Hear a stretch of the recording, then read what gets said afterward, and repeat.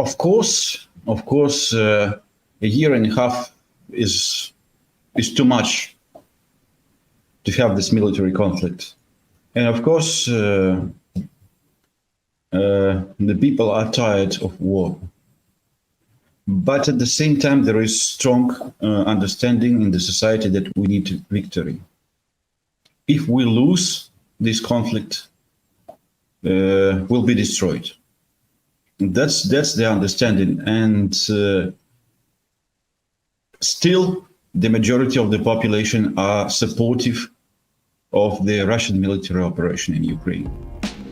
Hello everyone, I'm Rania Halek and this is Dispatches. We know that the Russian leadership is supportive of the war in Ukraine, and we often hear in the English language media about how the Western-backed opposition to Putin, those who align with the US and Europe, people like Alexei Navalny, oppose Russia's war in Ukraine. But what about the Russian Communist Party, which is the second largest party in Russia and the largest opposition party in the country? How do they view their country's war in Ukraine? The nature of the Russian state under Putin? The character of the Ukrainian state under Zelensky? What's their position on Russia's foreign policy more generally? How about on domestic policy? Where do they stand on the rise of China and the shifting world order? To understand the position of the Russian Communist Party, I'm joined by Roman Kononenko, a member of the Presidium of the Central Committee of the Communist Party of the Russian Federation, or KPRF, and first secretary of the St. Petersburg City Committee of the KPRF. But before we jump into it, this is just the first half of this episode. The second half is available for Breakthrough News members only. You can become a member at patreon.com/Breakthrough News. And as always, be sure to hit the subscribe button and the bell so you get a notification whenever we post new content. And if you appreciate this show, you can also donate below on YouTube. Roman, thank you so much for joining me. Welcome to the show. Hello, thank you for your invitation. So let's just jump right into it. Since our audience is mostly American, is mostly based in the West, for those who aren't familiar with your political party, can you tell our audience what is the size and the power of the Communist Party of the Russian Federation today? And where does it stand in relation to the current ruling party led by Vladimir Putin? We are, in short, we are the second biggest party in Russia. We are the biggest opposition party in the country. So our result is second after the result of the ruling party, the Putin's party, United Russia. So we are in the second place. And just for the understanding, we earned about 20% of votes during the last federal elections. I mean, the elections to the Russian parliament, the State Duma. Of course, the percentage of support of the party, it is various in different parts of the country. For example, in some regions, we receive more than 30% of voters. But for example, in my city, in St. Petersburg, we received about 17% in the previous city parliament elections. So that's for your understanding of the party's size, the party's influence in the society. We are this. I will repeat. We are the second party, and we are in the opposition. But in some aspects, we support Russia and actions taken by the Russian government internationally. Well, that's an important distinction, and I do want to talk about that. But just to give it's important that you also describe your party as the largest opposition party. In that sense, I guess there's several issues where, for short, your party goes by, at least in English, it would be the KPRF. The KPRF is quite critical of Putin, of United Russia. And I just want to emphasize that because as the opposition party in the US, oftentimes we hear mostly, the opposition we hear about is mostly like those who are aligned with the West internationally. So just to get it on the record, I mean, your party has many critiques of the current ruling government in Russia, right? Yeah, that's true. That's true. We criticize the government economic policies, how they treat the social welfare system, the education system. We criticize many aspects of what the Russian government is doing. And of course, we are proposing our alternative program. Now, you want to get into that as well, but I guess first, a lot of people, I think what they'll find most interesting about your political party is your position on the war in Ukraine. Can you explain the Communist Party of the Russian Federation's position on the war in Ukraine, and has it evolved at all since before the war started, when it started, and of course, it's now been going on for a year and a half, so after the fact? Mm-hmm. So many questions in one. Let's start with what's your position today on the war in Ukraine?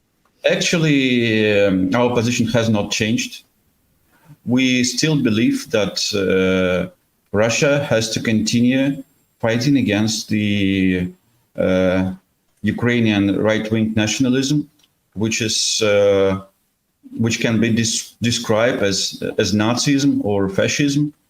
But it is absolutely obvious for us, as it was a year and a half ago and as it is now, that the fascist propaganda in Ukraine has made a lot of people there, turned them into fascists, because that Nazi propaganda has been going on there for more than 8 years already. And, they are blaming everything on the Russians. Mm. All their problems throughout their whole history are because of the Russians. This is what their propaganda is saying. Not even Russia, but they blame the Russian people, the Russian nationality. They created their own fake history of the country, and somehow Russia lost the control, and they could not see that this was going on. Okay, there was small nationalist propaganda going on in Ukraine since 1991. It was going on, it was continuous, but nobody in Russia could believe that it managed to get so deep in the society, so deep in the conscience of the people, because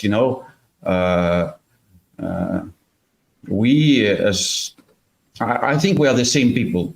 We are the same people. Most of them, of the Ukrainians, they speak Russian and they think in Russian.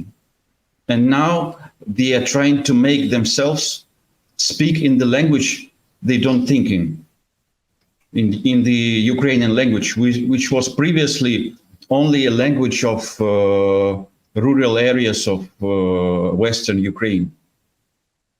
That language of the rural areas, of the agricultural areas of the country now became dominant, and they are trying to make everyone speak this language, even in big cities in Ukraine. For example, the Kyiv, the capital of Ukraine, is Russian speaking, but now they are turning into speaking Ukrainian. Mm-hmm. We have many relatives there.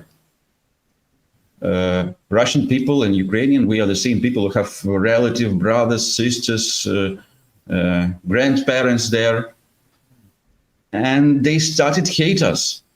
The families got separated. They stopped all communication. I cannot imagine. I don't have any relatives there. Only very far relatives. Mm-hmm. I know that there exists some of my relatives, but I have never seen them. I've never spoke to them, but they live there.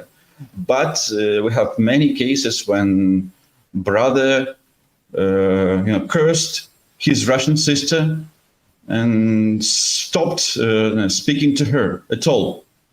But they lived, they grew up together. How could that have happened? I don't understand. But this is the power of that nationalist propaganda. Mm-hmm. Mm-hmm. So we still, as a party, we still believe that the only way to change the situation is to remove those who are in government there in Kyiv by military methods. So then that would bring me to my. Oh, go ahead. I'm sorry. Finish. Yeah, go ahead. Because this is having such a dangerous neighbor. A neighbor who hates you, a neighbor who dreams like to kill you, is putting your life under constant danger. You cannot sleep well, you cannot eat well, because you understand that your neighbor is dreaming on attacking you and killing you. And one day, or it may happen tomorrow or the day after tomorrow, he will do this. So that's why the Russian military operation started. Well, in that sense, I would like to raise another issue here, and just to build on what you're saying, and that is, of course, the role of NATO, and I guess aligning with, collaborating with, influencing the current government in Ukraine. And based on everything you just said, plus the role of NATO and the Western countries in Ukraine, was war, do you think, the only option, or did Russia have other means to deal with this situation? NATO is simply using Ukrainian hatred towards Russia. This is what NATO is doing. Of course, there were possibilities to avoid this military conflict. And that Russia officially declared in 2021 that it is concerned about Ukrainian, moving towards entering NATO. And Russia said that it doesn't, Russia doesn't want Ukraine to become NATO member. And Russian government addressed to Western leaders and asked them not to do this. What their response? They said, we'll do what we want. So having a NATO member, a very hostile NATO member, we have, for example, like many NATO members, like, for example, Norway. Soviet Union had a common border with a NATO member, Norway. But we didn't see any threat from there, because we think that Norwegians do not hate Russians, but the Ukrainians do. So had the Western leaders listened to Russia's concerns, if they wanted to take Ukraine into Western influence, they could do it, but not by taking it into the military bloc. Well, I want to ask you a question about going back to the issue of, the Nazi far-right problem in Ukraine. I mean, the Russian government, of course, has said that Ukraine is essentially run by nationalists and or Nazis. And then, of course, the West says, no, that's not true. Though, of course, some concede that there are some Nazi element in the Ukrainian armed forces, but they say, it's marginal, it's not important. And obviously you're saying, no, there is a serious Nazi problem in Ukraine.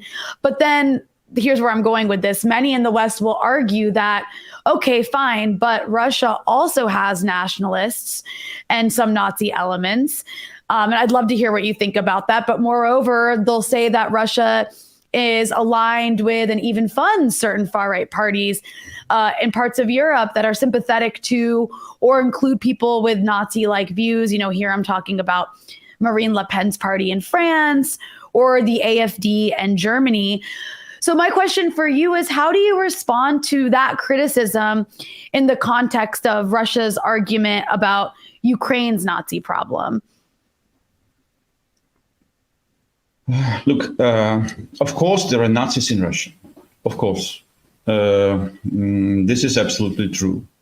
But they are not in the government. They are, very marginal groups.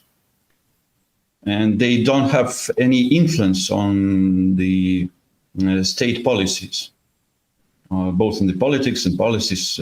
They are not influence anything. Of course, there are some right-wing groups like, soccer fans, and they are quite, very organized. And of course, there are some small number of right-wing people in the armed forces, but it is completely insignificant in comparison to Ukraine and to the influence of the Nazis in Ukraine, because they are currently ruling the country. If you see at their symbols, official symbols of Ukrainian army, they are very similar to the symbols of the Nazi Germany army of the period of the Second World War. They are copying them. They are changing them a little bit, but still they are using them. But not only symbols, but Nazi greetings. That Ukrainian Slava Ukraini, and the reply is Героям Slava. This is a complete Ukrainian, not translation, but copy of that Nazi Germany greetings, like Heil Hitler, Sieg Heil. The reply was Sieg Heil. So that's completely the same meaning. Like Slava Ukraini, Героям Slava. This is the same, and it was used by Nazi Hitler collaborators during the World War II. So that's official. That's absolutely official, and to use the slogans of Nazi collaborators, and this is now official slogan, greeting of the Ukrainian army. Well, I want to ask you about a more, zoomed out issue. In the West, a lot of leftist groups are, kind of instinctively anti-war. I'm talking about, leftists in countries that are imperialist countries like, the US or other European countries that are actively involved in so many wars around the world. So their automatic attitude towards war is always against it, right? So I'm curious, can you explain the position of how a leftist in Russia, like yourself, can accept and even support the war in Ukraine from a leftist perspective as you see it? Yes, your question is totally understandable. For leftists, it has always been characteristic to be anti-war, to fight, to stand for peace. But in this case, when there is a fascist and Nazi monster, like next to you, you need to understand that you can defeat this Nazi monster only by military methods. So we are supporting the military operation to defeat the Nazi monster and to get peace. That peace would be strong and lasting. That's my explanation in short. Okay. And then I wanted to ask you, how do you respond to those who, and you hear this often, in Western discourse on the left sometimes. How do you respond to those that accuse Russia of embarking on an imperialist invasion of Ukraine, or more, generally, who accuse Russia of being an imperialist power? What's your take on that? Do you agree or disagree, and why? Look, of course, there is a discussion now in the communist movement, and the world communist movement has divided into whether Russia is an imperialist power or not, and that's a big problem. But for us, we see this situation as not as a military conflict, but as a war against fascism, and we are not going to control Ukraine as a source of any resources. There is because many leftists explain that this is the war in Ukraine is a result of inter-imperialist contradictions to control some resources. Ukraine doesn't have any resources. It has only pipelines with Russian gas. And of course they have some small amount of coal.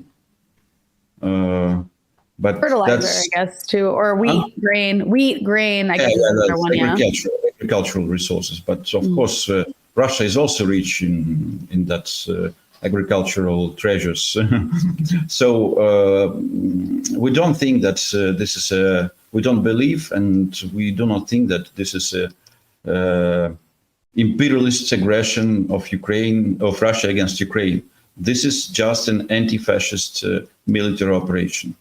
And then, this is, I think, an interesting question that I'd love to get your take on. And that's, I've noticed that a hotly debated issue in Russian politics is the legacy of the Soviet Union. And I'm sure you remember Putin himself justified the military operation in Ukraine with criticism of Lenin. And there are right-wing parties as well that are, wrapping themselves in the Russian flag, but then at the same time are also working very hard to erase street names and monuments in honor of Soviet heroes and martyrs. And meanwhile, it appears that the appreciation for the Soviet Union has also gone up in recent years among the population in Russia. Is that correct? Yes, that's correct. And of course, we do not agree, completely disagree with Putin's criticism towards Lenin and his accusations towards Lenin and Soviet government in creating Ukraine. Of course, we understand that Ukraine has never existed before as a country, and it appeared as a republic only during the Soviet period. Some parts of Ukraine have always been Russian territory, just purely Russian territory, and some parts of Ukraine used to be Polish territories. That's it. So yes, it was created in the Soviet period under the Soviet Union, but things were completely opposite there. We lived in peace. There was no nationalist propaganda. There was no hatred between the people, between Russians and Ukrainians. And to me, I really doubt that Ukrainian is a nationality. Ukrainian is just the description of the place where you lived. For me. So you remember the issue of Crimea, because Crimea has always been a Russian territory with only Russian population and nobody speaking Ukrainian there at all. Zero Ukrainian speaking population. But it was transferred within the same country, just administratively, from Russian Socialist Federative Republic to the Ukrainian Soviet Socialist Republic. So just for administrating purposes to make it easier, because Crimea didn't have a common land border with the rest of the Russian territory. So just artificially, within the same country, it was transferred from one region to another. And when the Ukrainian nationalists came to power, when the coup in Kiev in 2014 succeeded, the population of Crimea immediately understood what they will have to face, what problems they will have to face, because already in the end of 2013, for the Russian population of Crimea, it was not possible to go to, for example, to the cinema and see the movie there in Russian language. You are Russian. Everybody around is Russian. But according to Ukrainian laws, you were not allowed to see, to go to the cinema and see anything in your native language. And it's understandable if you are a minority there. If you are, for example, if it was a Russian minority, of course, and the rest of the people are Ukrainians, of course, you do not have any right to demand that all cinemas must be in Russian. But everybody around is Russian. So that's an example of the problem which was created in the Soviet period. But nobody could even imagine that the Soviet Union will be dissolved, because there were no problems at all in the Soviet period. Of course, there were some, very quiet Ukrainian nationalism in the western parts of Ukraine, which is close to Poland. But since the collapse of the Union and Ukrainian independence, those nationalists from the West, they started to govern the country. And then here we are today. I'm curious, though, if there has, of course, remained Ukrainian communists and socialists. Does your party have a relationship with Ukrainian communist and socialist parties? And how has that changed, or has it changed at all in the last decade, as we've seen, during or, before Maidan, during Maidan, after, and now, of course, during this war? No, we have never had any relations with the Ukrainian Socialist Party, because I don't know if it exists now or not.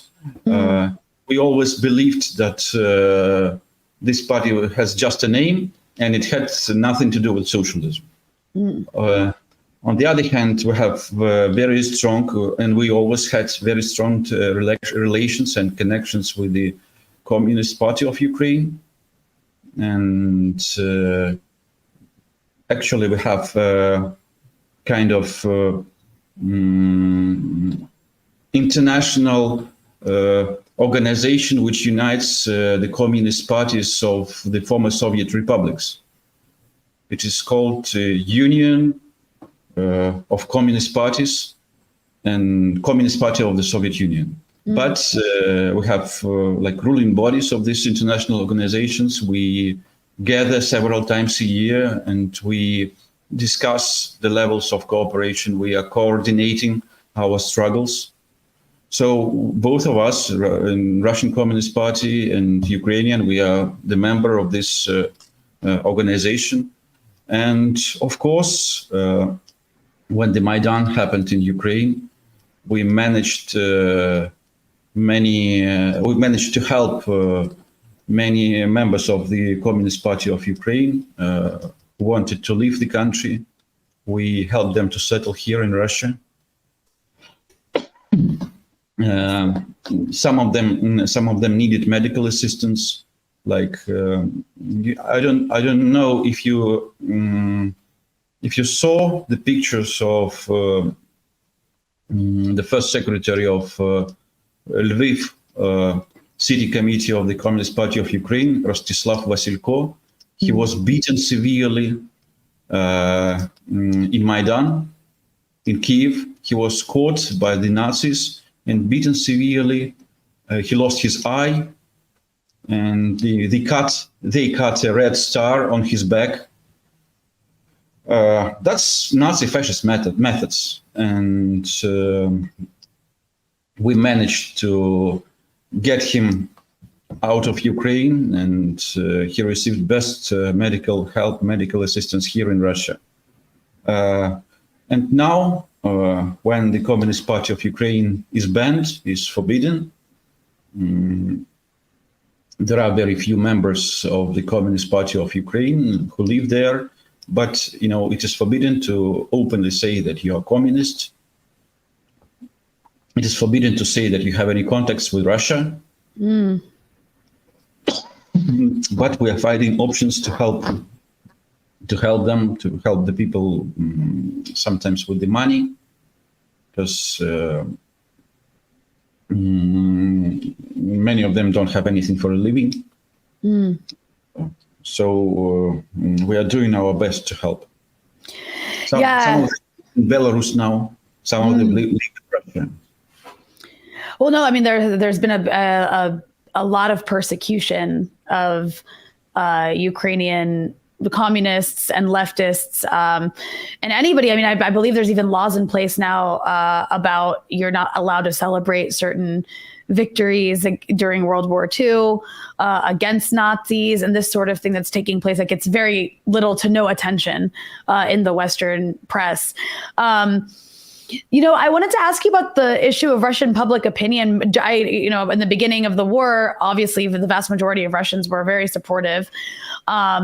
But it has been a year and a half. And, part of the Western calculation is to drag this war on as long as possible, so to quote unquote bleed the Russians.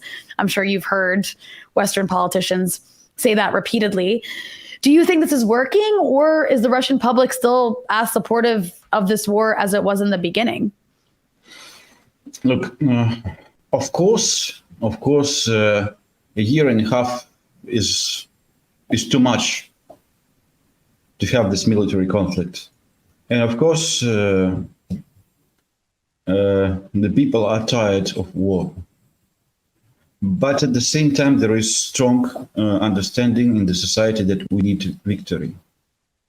If we lose this conflict, we'll be destroyed. That's the understanding. And still, the majority of the population are supportive of the Russian military operation in Ukraine. And maybe some people changed their mind when the mobilization started, the so-called partial mobilization, when some people, male citizens, were mobilized into the army. Some of the people were very supportive of the military operation, but when it turned out that they have to go there, they changed their mind. But still, the level of support of what Russia is doing there is very high, and the majority of the people believe that the only thing we need is victory. Can you elaborate a bit on what you mean by if we lose this conflict, we, as in Russia, will be destroyed? Can you explain what you mean by destroyed? We think that if we lose this conflict, the result will be a Ukraine and NATO member. This is the first result. NATO member, as I said before, which hates you. NATO member with a strong army, with a strong military budget, with the army completely modernized by NATO, with the most up-to-date military equipment. That's the one thing. The other thing that we believe that the West would not stop there. They would move further. They will try to create other spots of instability within the Russian territory. And we believe that their final goal is to make Russia split into several countries and even hostile towards each other. Mm-hmm. That's their final goal, we think. If you enjoyed this episode and want to hear the rest, you can access it by becoming a Breakthrough News member at patreon.com/breakthroughnews.